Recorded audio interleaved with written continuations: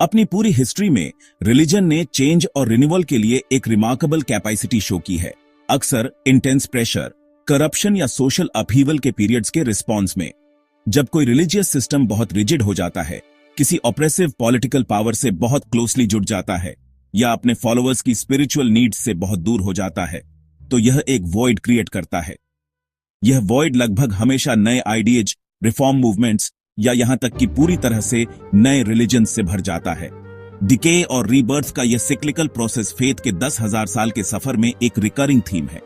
यह दिखाता है कि जब रिलीजन सफरिंग का कारण बनता है तो ह्यूमन स्पिरिट पीस और मीनिंग की ओर एक नया रास्ता तलाश करती है। इस साइकिल का एक पावरफुल एग्जाम्पल इंडिया में बुद्धाइज्म और जैनिज्म के बर्थ में देखा जा सकता है। 6th सेंचुरी BCE तक वैदिक रिलीजन पर प्रीस्टली क्लास, ब्राह्मणों का दबदबा हो गया था, जो कॉम्प्लेक्स और एक्सपेंसिव रिचुअल्स को कंट्रोल करते थे। सोसाइटी एक रिजिड कास्ट सिस्टम से स्ट्रैटिफाइड थी। इससे सोशल टेंशन और स्पिरिचुअल डिसैटिस्फैक्शन पैदा हुई।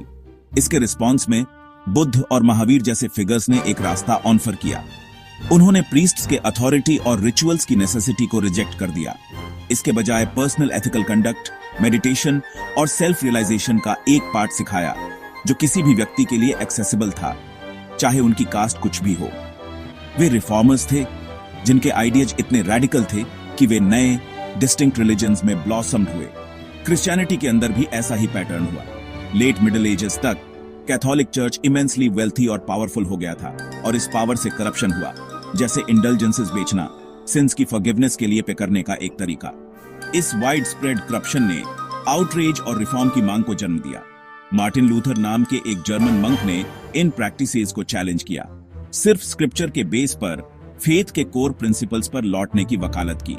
उनका प्रोटेस्ट हालांकि अंदर से